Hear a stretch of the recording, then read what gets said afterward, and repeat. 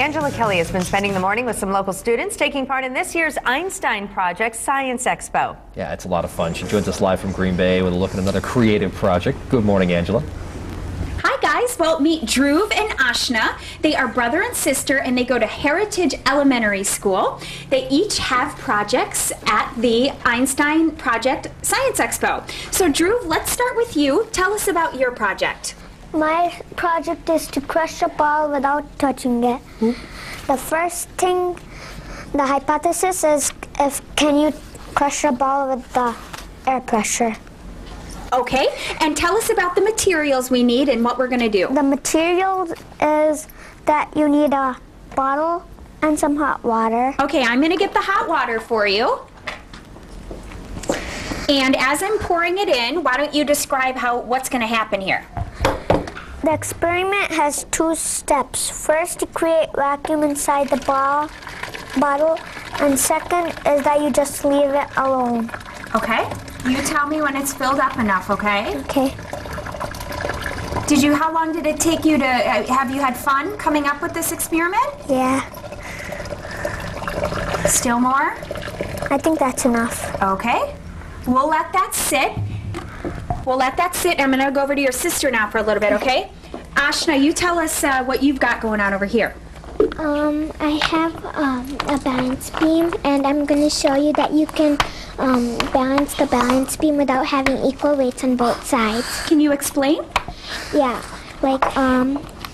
as you can see, the balance beam is balanced, but when I move it from here to here, the balance beam isn't balanced, but they have equal weights on both sides. And why isn't this balanced? That's because the moment on each side isn't the same.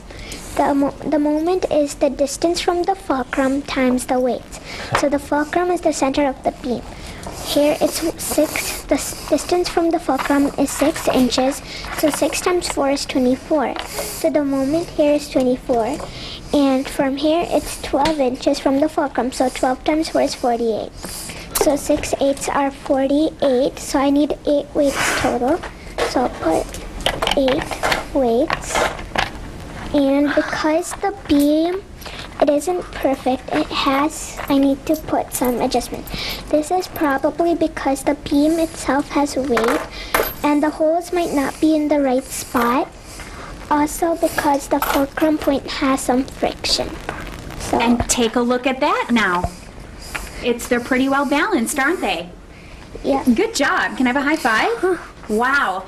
And Dhruv, is your bottle starting to crush? Well, I have to pour the water in it.